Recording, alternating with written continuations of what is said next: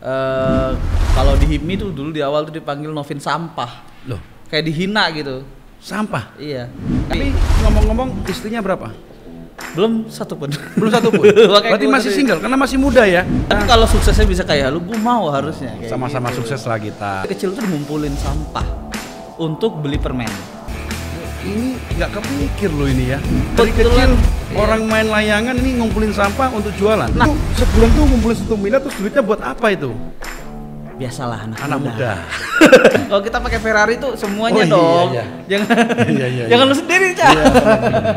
Ya karyawan saya kalau perlu naik Ferrari juga. Itu.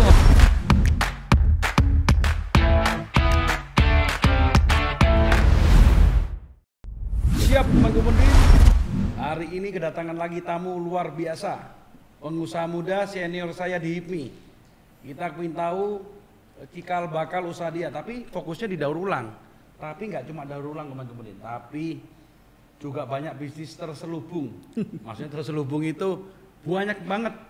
Ya, itu mungkin nanti kita lihat kisah suksesnya yang bisa menginspirasi pengusaha-pengusaha muda, karena orang itu terkadang ingin menjadi pengusaha tapi takut. Tapi dengan belajar dari yang senior-senior, kita berani untuk menjadi pengusaha muda.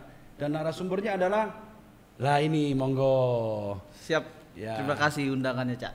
Ya ini aku yang terima kasih, ini senior saya di HIPMI ya. Senior tapi gue lebih muda. Iya itu kalau di HIPMI tetap aja senior tuh. Benar. Angkatan berapa di HIPMI tuh? Gue 2008. 2008, saya 2013. Oh, beda Ya kan? 5 tahun. Iya. Boleh nggak? Ini senior saya di HIPMI ini yang membantu saya kemarin buka roti John. Siap. Tapi kita mau bahasnya semuanya. Siap. Pokoknya terkait pengusaha muda. Karena banyak banget di sini tuh kepingin tahu gimana sih jadi pengusaha, dan mereka tuh takut, Mas. Benar. Ya kan? Seperti biasa nanti yang terpilih akan mendapatkan buku saya, komen yang terpilih, dan juga yang satu yang terbaik nanti Mas Novin yang milih dapat buku saya nih. Made Indonesia, yang dipakai ini Made Indonesia. Enak adem bahannya. Iya, ada. Kaget. Ini karya dari salah satu sahabatnya Casey juga, Mas Oh. Buyung Dasindo. Oke. Dan itu Made in Indonesia, asli. Oke, boleh nggak ceritain profilnya dulu nih? Istri, anak, terus sekolahnya di mana? Kok tiba-tiba bisa jadi pengusaha daur ulang gimana? Kok bisa nyebar ke F&B gimana? Monggo silakan. Oke.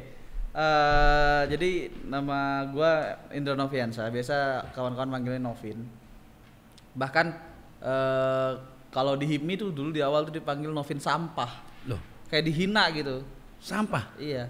Karena kan gue dulu memang di 2010 sampai 2016 itu emang di bidang persampahan daur ulang kayak gitu. Tapi semenjak dibeli oleh salah satu perusahaan Jepang, kita cash out di situ. Ya udah, saya mulai bisnis yang lain gitu. Tapi ngomong-ngomong istrinya berapa? Belum satu pun. Belum satu pun. Makanya Berarti gua masih tadi- single karena masih muda ya. Ya. Umur berapa sih, Mas Gue Novin? 31. 30 masih oke lah. Masih bisa lah. Masih bisa. Biasa orang tuh nikah tuh kalau udah sukses tuh 33, 35, cari istri yang 21. Gue mau nanya lu berapa Udika, Cak? Gue nikah masih muda, 24. Istri 22. Kemudahan, Mas. Kemudahan. Udah pengalaman saya. Tapi kalau suksesnya bisa kayak lu, gue mau harusnya kayak Sama-sama gitu. sukses lah kita. Beda takaran ya. Oh, oke, terus habis itu dulu SD di mana? SD, SMP, SMA? Gue SD-nya di Pontianak, SMA-nya gue kebetulan masuk pesantren tuh di Jawa Barat di Indramayu di Al Zaitun. SMA-nya balik lagi ke Pontianak, S1-nya di Pontianak, S2-nya di Jakarta. Sekarang kuliah dulu waktu itu atau langsung bisnis? Waktu itu gue dari kuliah gue udah membiayai diri sendiri. Memang Kuliah. niatnya suka pengusaha? Lebih ke dulu kan gini, mindset kita pengen jadi, gue dari kecil kalau lihat video gue yang di YouTube itu mungkin kawannya udah riset, gue dari kecil tuh udah ngumpulin sampah untuk beli permen. Wah, ini nggak kepikir loh ini ya. Dari Kebetulan, kecil iya. orang main layangan ini ngumpulin sampah untuk jualan. Nah, gue mau beli layangan, gue ngumpulin sampah, Cak.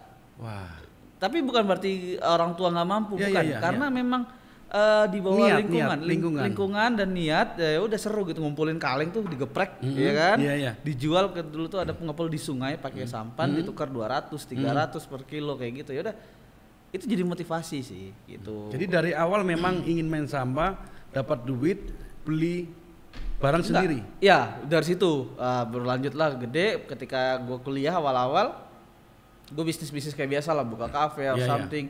Sempet gua ada bikin bisnis yang booming banget di 1 miliar pertamanya gua. Apa itu? Itu modal dengkul, Cak. Gue inget banget 2000 booming fiksi sekitar 10 sampai 12 tahun yang lalu, inget nggak ya? Fiksi sepeda. Jadi gue waktu cafe gue bangkrut, gue ke Jakarta. Kata orang kalau lu mau sukses lu ke Jakarta. Pasti harus. Ke Jakarta tuh gue naik kapal, Cak. Gue naik kapal di Tanjung Priok nyampe, ya kan. Terus gue jalan-jalan tuh orang lagi bongkar muat. Itu ada importir sepeda di situ kan. Gue lihat sepedanya lucu ya, warna-warni ya, gitu kan. Gue videoin, gue foto. Dulu itu kita masih pakai BlackBerry. Iya. BlackBerry kan gue jadiin DP BBM. Dulu tuh nggak WhatsApp story apa tuh nggak ada. Dulu tuh paling hits tuh WhatsApp apa BBM tuh. Berarti otaknya BBM. memang otak pengusaha, karena zaman itu Mas Novin udah mikirin usaha, saya masih main-mainin tuh. Tapi lu udah punya warnet keren. Gue Tapi tahu banget warnet lu iya, tuh yang tapi- mengirim iya. kontingen ke Amerika. Iya, tapi- Karena gue pemain Iya, dulu. pemain juga. Iya. Terus abis itu tadi di Tanjung Priok lihat itu, otaknya langsung mikir nggak itu? Otak gue mikir, tapi abis itu gue nggak sengaja kan. Gue nggak tahu itu apa. Gue malu anak kampung, Cak. Iya. Gue videoin sepedanya lucu nih warna-warni. Baru sekitar 10 menit udah ada 12 orang yang nanya, lu jualan fiksi? Ah, fiksi apaan? Gue nggak tahu fiksi. Padahal iseng-iseng doang itu Iseng foto. doang. Itu dia bilang lu jual sepeda ini ya, oh ini lagi hits. Gue kan orangnya nggak ikutin tren ya. Gue tukang cari duit. Jadi ya udah, gue bilang iya gue jualan. Barulah otak dagang keluar gitu. Itu umur berapa itu? Itu sekitar 18 19. Gila, gitu. 18 sudah bisa, karena kebetulan moto tiba-tiba ada. Benar. Terus habis itu lanjutnya kok bisa dapat 1 M pertama itu gimana ceritanya? Dari situ kan modal nol kan. Ya udah, dia bilang lu jual berapa? Gue nggak tahu. Akhirnya gue nanya bongkar muat, yang bongkar muat pun nggak tahu. Ya udah Pak, saya bantuin bongkar muatnya. Saya ikut truknya, dianterin. Tau nggak di mana? Di mana? Situ Taman Sari depan. Taman Sari yang Lokasari? Lokasari ya? Lokasari? Yang tempat pusat sepeda itu loh, Krekot itu. Krekot Krekot itu iya. ya? Krekot itu Iya. tempat sepeda semua itu sana? Itu, Oke. gue ke situ turun, nanya sama bosnya. Dia bilang harganya untuk itu 1 juta, 1,1, 1,3 kan. Ternyata di Pontianak itu harganya 3 sampai 4 juta. Teman gue bohongin gue. Kan lu jual berapa? Kata teman gue, bilangnya mau beli berapa? Oh di Pontianak harganya cuma 2,5. Padahal harganya 4 juta. Dia bohongin gue, gue bohongin dia juga. Ya udah deh, gue jual 2 juta kalau. Udah cuan itu. Langsung 100% itu. dari hari itu udah ada 12 orang yang beli. Gila. Gue langsung cuan 12 juta dong. Gila. Ya kan? Anak masih muda bisa cuan 12 juta itu. Dan itu per hari. Per hari berikutnya bergulir sampai dalam sebulan itu gue dapat 1 miliar lebih, Cak. Gila, itu rekor loh itu. Karena kalau orang kayak hari ini nih, hari ini kita ini bisa lo lihat fenomena sepeda gara-gara kalau udah booming banget gitu. Itu saya beli sepeda kemarin itu Brompton. Apalagi Brompton ya. Iya. Saya beli itu Mas cuma 74 juta. Baru 2 minggu jadi Ditawar. 94 juta. Iya. Dulu gue terus habis itu sebulan tuh ngumpulin 1 miliar, terus duitnya buat apa itu? biasalah anak muda. Pasti yang ya begitu. Kan belanjanya di sono. Iya. Kan dekat. Jadi gue juga gaya hidup. Jadi gue hampir tiap weekend, gue kuliah masih di Pontianak. Hampir tiap weekend gue ke Jakarta. Jumat gue berangkat, ambil sepeda. Minggu gue balik itu bawa sepeda sampai puluhan biji gitu.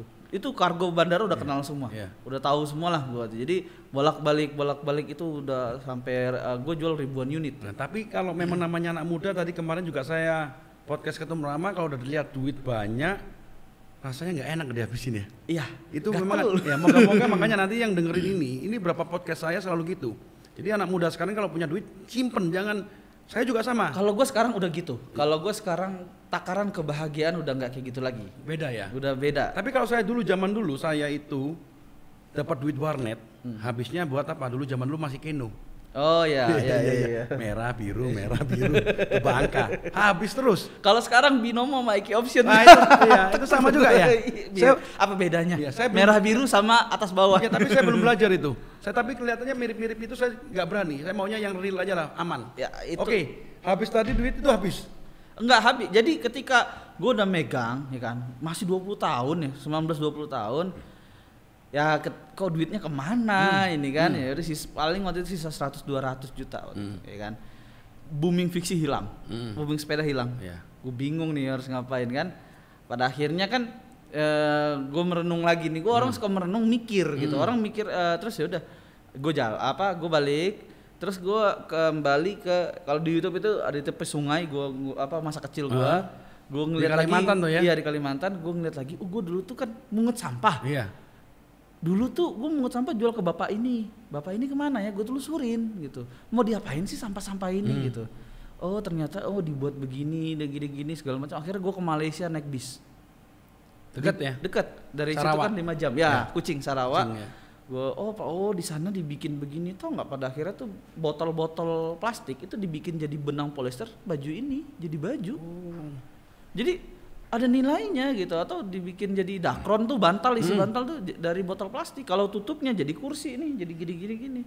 Semua Itu ada nilainya. Masih muda udah dapat 1 M, habis balik lagi sampah lagi. Pada akhirnya, gue mau dong bikin begitu, ya kan? Gue bikin, gue cari teknisi di Jawa yang bisa bikin mesin, akhirnya bikin, mulai kirim ke Malaysia yang gue cari link itu. Jadi pertama kali itu malah di Kalimantan mulainya main sampah. Mulainya di Kalimantan dan diliput media, booming, tung 72 cabang setahun.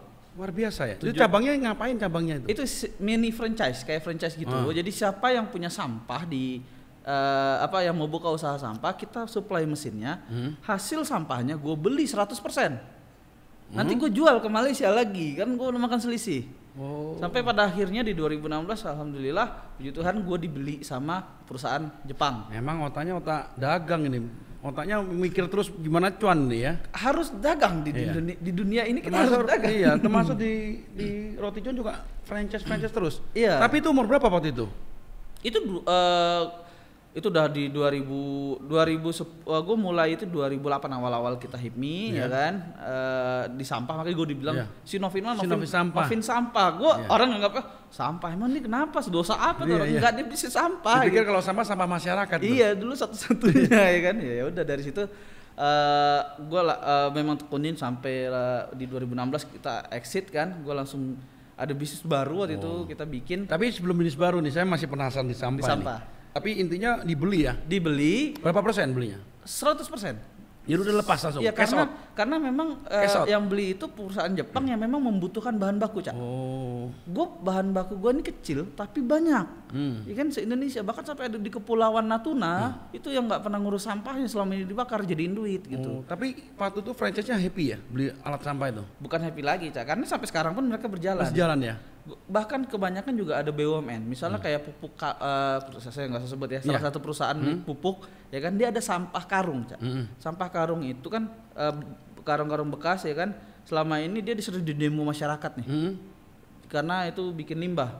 Gue kasih mesinnya, karungnya itu digiling, jadi cuci juga, habis itu dikirim ke pabrik pembuat pemintal bahan baku untuk biji plastik karung lagi.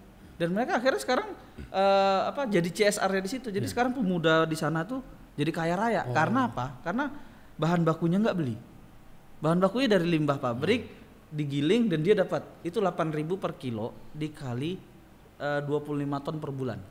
Niat baik itu selalu menghasilkan uang. Ya, sebenarnya peluang itu ada di mana-mana juga. Habis cash out, bro, lanjut lagi nih. Habis cash out dapat duit berapa? Gak usah ngomong lah, duitnya kebanyakan, pasti banyak. Terus ngapain itu? Di situ gue kan gue akhirnya bikin bengkel kan, gue punya bengkel sampah, ya kan, bengkel mesin permesinan, gue juga jual.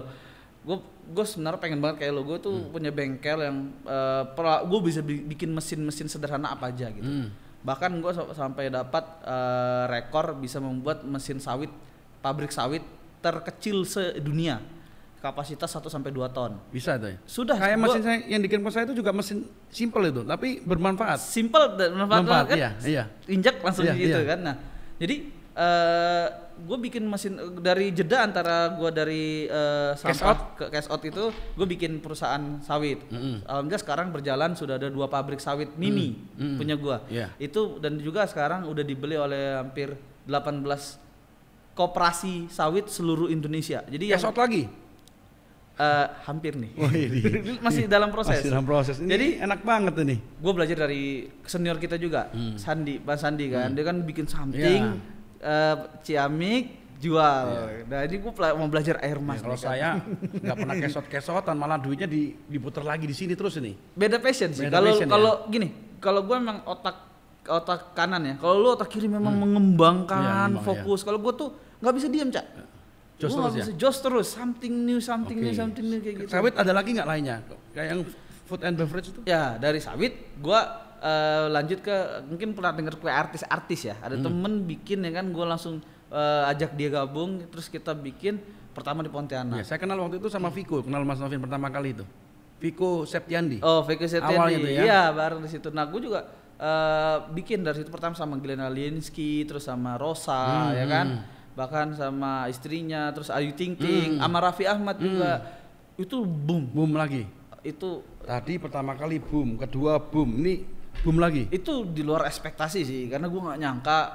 Mungkin pada tahu lah artis dulu, kue artis tuh rame banget, sampai parah banget kayak gitu. Walaupun sekarang drop artis, memang kita udah memprediksi hal-hal ini akan musiman seperti zaman saya main fiksi, ya kan. Tapi memang di awal tuh omset tuh bisa dibilang udah 12 digit di situ, 12 digit dan sampai pada akhirnya ini salah satu perusahaan raksasa Indonesia ngelihat ini cecunguk mana.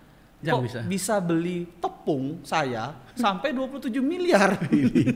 Cuman muncul tiba-tiba ya kayak lu kan dibeli lu beli Epson kan puluhan ratusan miliar, Cak. Pasti lu dapat something dong. Pasti. Gua gitu. Tiba-tiba kan gua nggak tahu. Gua dulu beli tepung tuh di warung. Pada akhirnya kalau udah dalam jumlah gede, belinya mau nggak mau langsung dong. Harus langsung direct kita. Tapi sebenarnya mereka bingung ini perusahaan apa gitu. Bukan Holland Bakery, bukan apa. Tiba-tiba kok baru ya. Ternyata ditelusurin kue artis. Sampai perusahaan coklat juga nih nanya gini-gini. Tapi yang kue artis itu juga main, termasuk Mas Hendy itu juga main kue artis nggak? Ya, dia di akhirnya dia bikin satu di situ.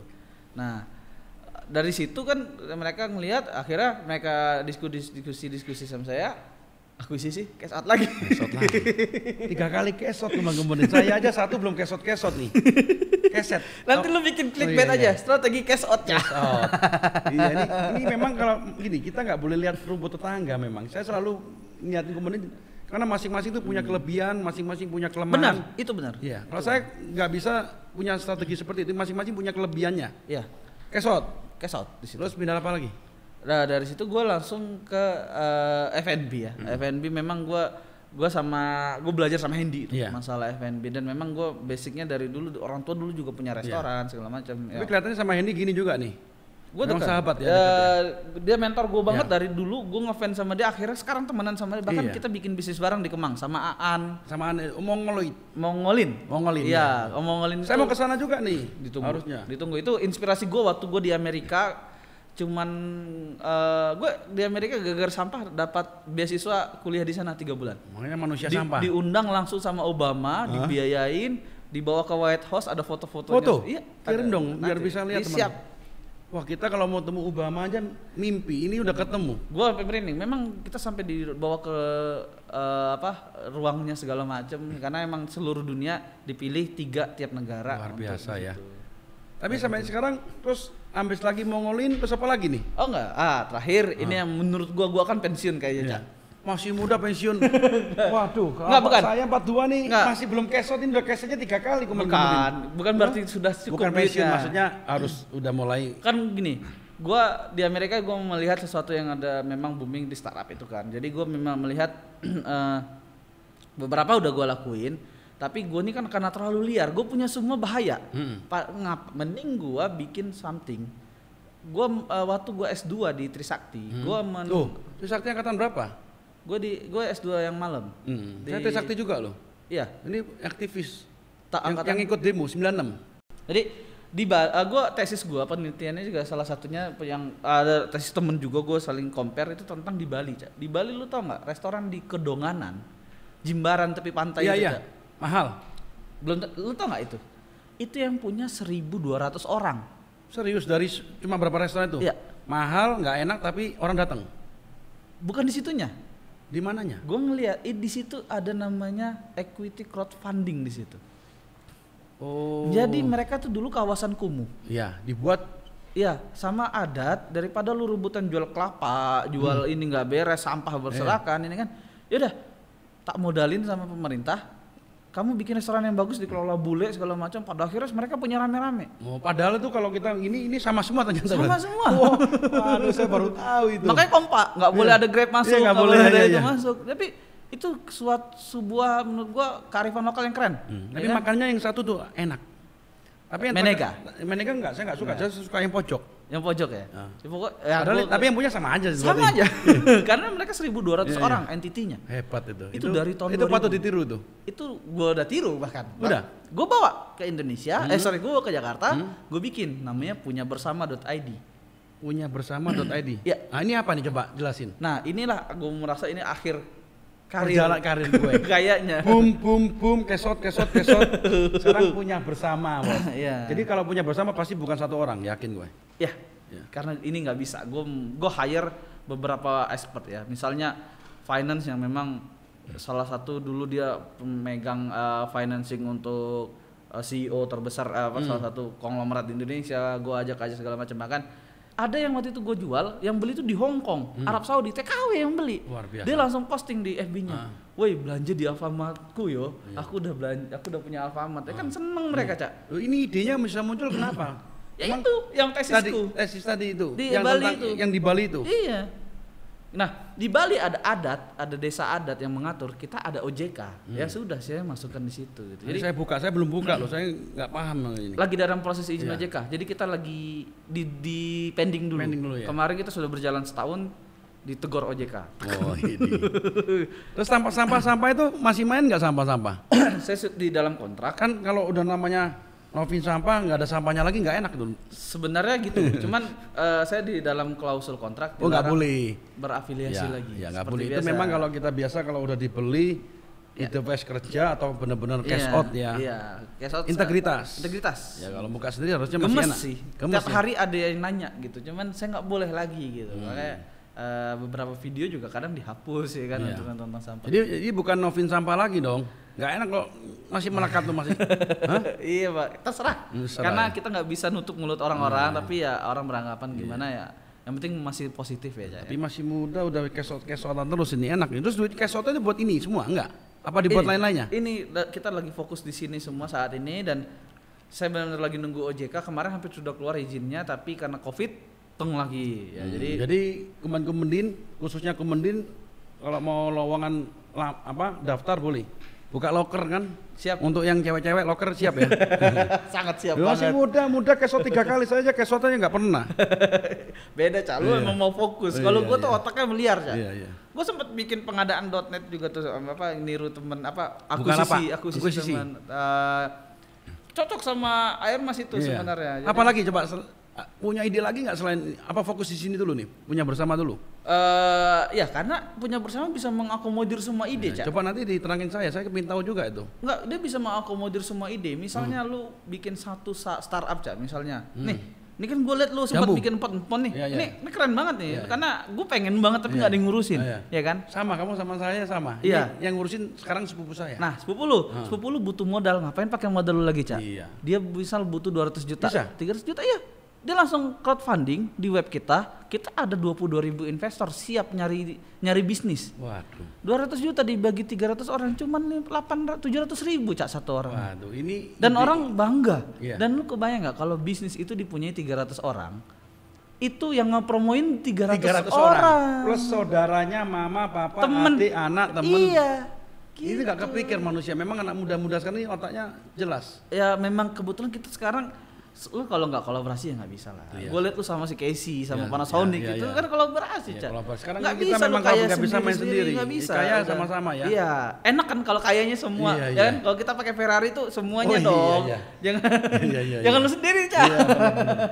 Ya karyawan saya kalau perlu naik Ferrari juga. Itu makanya. Tapi karena saya semua hampir sekarang 50 ke atas sudah pernah ke luar negeri. Cita-cita saya pokoknya karyawan saya yang di atas 3 tahun harus pernah ke luar negeri. Keren banget sih. Karena sekarang udah kecapean kurang lebih di atas 55 orang ada. Dan gue udah lihat sih ya, memang lu privilege-nya keren banget sih ke karyawan makanya dari karena saya punya cita-cita tuh bahwa gak cuma saya yang bisa ke luar negeri, tapi karyawan bisa ke luar negeri, bisa umroh. Itu mah cita-cita, itu visi. Lu mikirin karyawan sampai umroh, Cak. Ya, karena kalau kita jualan komputer, dapat bonusnya cuma jalan-jalan. Kalau jalan-jalan, masa saya tiap minggu jalan-jalan, hari ini ke Eropa, ngopi ke ini. Lu gak sempet pulang waktu itu. Iya, ya kan, dari Amerika langsung ke Swiss. Iya. Sekarang kita bagiin semua. Mending buat mereka? Iya, buat mereka. Yang masih kerja buka loker gak?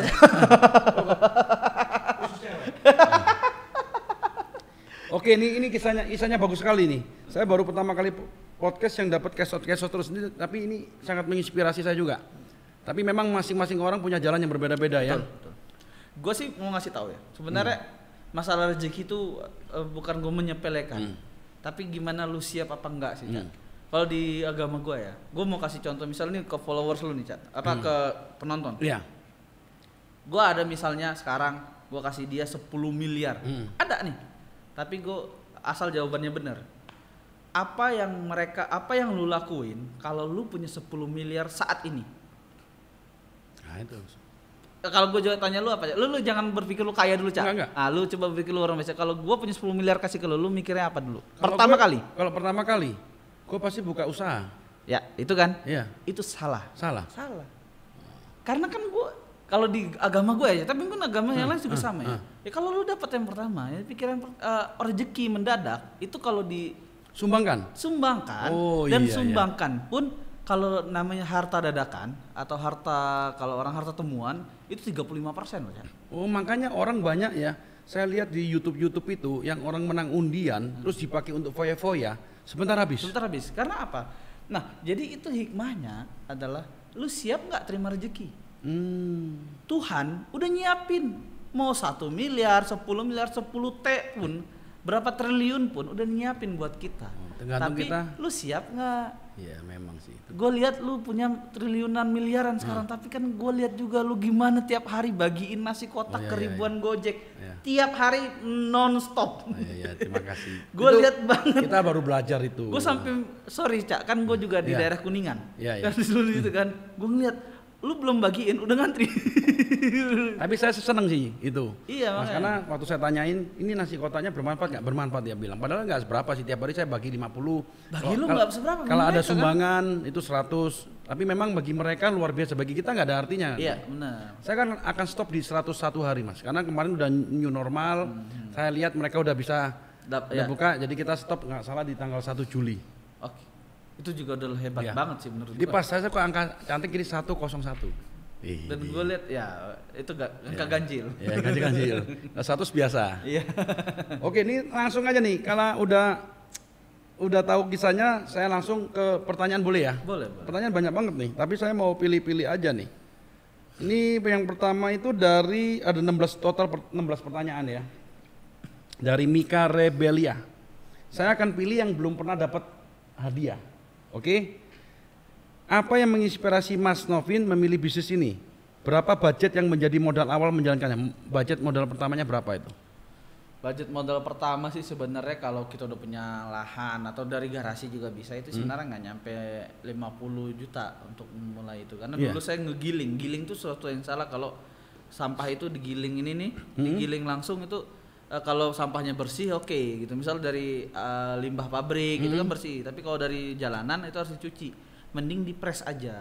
Mesin pressnya sekitar ya 50 sampai 100 juta itu udah bisa dijual. Udah bisa ya? Lu beli sampah dari pemulung 2000 di press dijual itu udah 6000. Dikalikan 1 ton itu artinya 6 juta.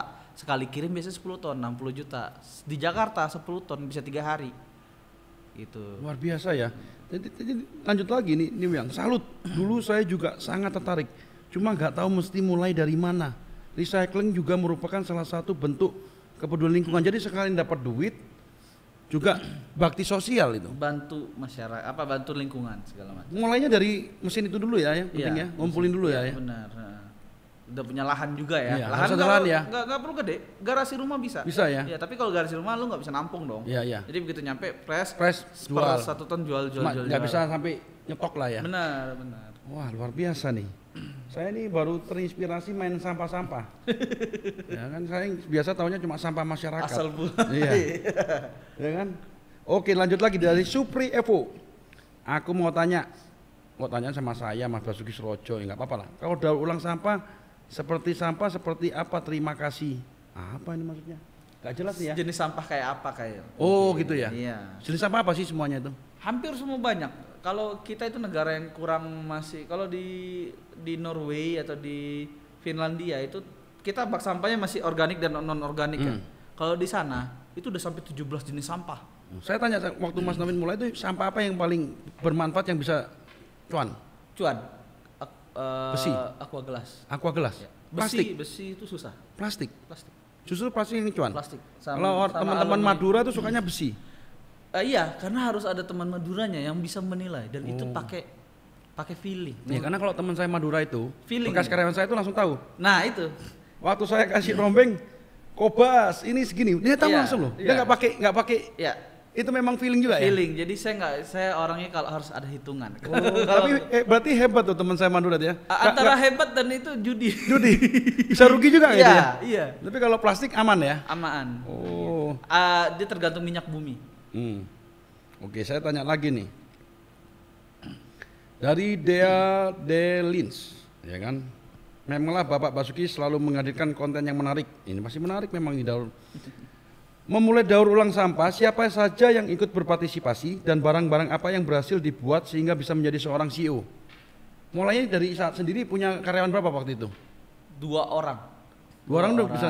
Habis itu saya juga turun langsung. Bahkan saya yang nyari sampah ke pemulung. Ya kan, akhirnya memang terakhir itu pas saya pabrik sendiri di Karawang itu ada hampir 40-an. Saya sendiri, tapi kalau sama franchise-nya berapa banyak? itu ribuan. Luar biasa ya. Karena satu pabrik itu ada 40-an juga. Waduh. Bahkan di situ Bondo itu satu pabriknya ada 200 karyawan. Itu ngapain aja karyawan itu? Ngumpul milah-milah juga ya? Iya, milah. Jadi yang botol, kalau ada contoh nih, ini mahal nih, ini PET ini. Oh, ini mahal nih? Ini mahal nih. Sampai tahu kemudian. Ini plastik mahal sampai tahu. Ini mahal. Karena apa? Ini bening. Kalau lu lihat ada plastik merek, sebut merek boleh ya? Boleh. Misalnya Nestle atau Aqua ya. Dulu Aqua pakai mahal, sekarang dia pakai yang darurat. Oh ya, dia kan ada yang murah itu. Ya, enggak. Ini jadi kalau ininya warna biruan gitu, itu daur ulang. Sampai ahli gitu loh. Ya, harus dilihat dan itu agak murah dibanding murah ya? ini yang mahal seperti ini. Ori jadinya. Oh sih, ada ori, ada KW. Ini kalau dijual 9.000 setelah jadi biji. Kalau ini bisa 10 boleh, sampai 15.000 bawahnya ya. Bawahnya. Kalau atasnya murah, atasnya 6.000. Oh. Yang ini yang susah diapa-apain. Ini nggak bisa. Nggak bisa. Ini buang ya. Ini multi layer soalnya. Soal di dalamnya ada besi, ada apa? Aluminium foil. Ya, nggak bisa diapa-apain ya. Bisa tapi mesti dipilah dulu. Oh. Aluminium foilnya dipisahin, duit gede, Ya. 14.000, 14 juta seton. Plastiknya 6.000 seton. Tapi susah aja gitu. Oh, sampai ahli seperti itu ya. Luar biasa. Ini ada lagi nih. Dari M Faru Rosi. Beli sampah jual emas. Itu yang dulu sempat saya dengar terkait bisnis daur ulang sampah. Ini keren. Yang saya mau tanya dari Mas Novin, dari mana bahan sampah didapat dan jual hasil daur ulangnya kemana? Ya, bukan beli sampah jual emas. Kalau jual emas tuh biasanya orang yang nggak ada duit. Itu nggak ada. Nggak, dia pikir mungkin gini. Beli sampah dapat emas. Beli sampah dapat emas. Kalau kita nyebutnya itu mengubah sampah menjadi emas dengan cara yang brilian, berlian juga. Gitu. Jadi kalau jual kemana ya, saya tadi ada bilang kan, itu misal kayak plastik botol, kalau yang tutupnya itu dijual ke pabrik yang bikin kursi, saya dulu sempat punya pabrik kursi, Cak. Sempat juga dari daur ulang supply itu. ke salah satu merek Napotit. Nah, kursi Napolit itu kan. Nah, salah satunya. Cuman saya ada biasa dispute sama kawan, nggak jadi. Jadi saya bikin terus ini kita supply ke pabrik-pabrik kursi atau yang bawah ini ke pabrik Dakron. Wah, sampai bisa semua itu ya? Iya, yang bikin microfiber buat isi bantal, isi boneka kayak gitu-gitu. Bahkan pabrik benang di Malaysia. Bikin benang baju kita ini dari polyester. Pohon kapas lu nggak pernah lihat lagi, udah nggak ada. Nggak ada lagi ya? Nggak ada. Wah, ini pertanyaan nomor berapa? Bingung, banyak ya. Oke, satu lagi nih, ada lagi beberapa, saya akan terus dari Nabila Kubil. Mas Novin, saya banyak terinspirasi mengenai bisnis dari Mas Novin. Dari mulai dari ulang, sampah, F&B, saya juga ini ngikutin terus nih berarti nih. Mas nasi sushi semua lengket gunakan cuka bla bla. Nah, di sini saya ingin bertanya, bagaimana cara scale up bisnis yang kelihatannya tidak banyak diminatin, dipandang tidak keren bagi masyarakat, namun ternyata itu ladang emas yang menjanjikan. Itu dia. Dulu sih kalau gua cari inspirasi traveling, Cak. Gua traveling ke negeri lain cari wawasan, apa yang ternyata bisa disuatu di sana, itu yang gue sampah gue inspirasi di Malaysia kan. Ya tadi bilang kan udah.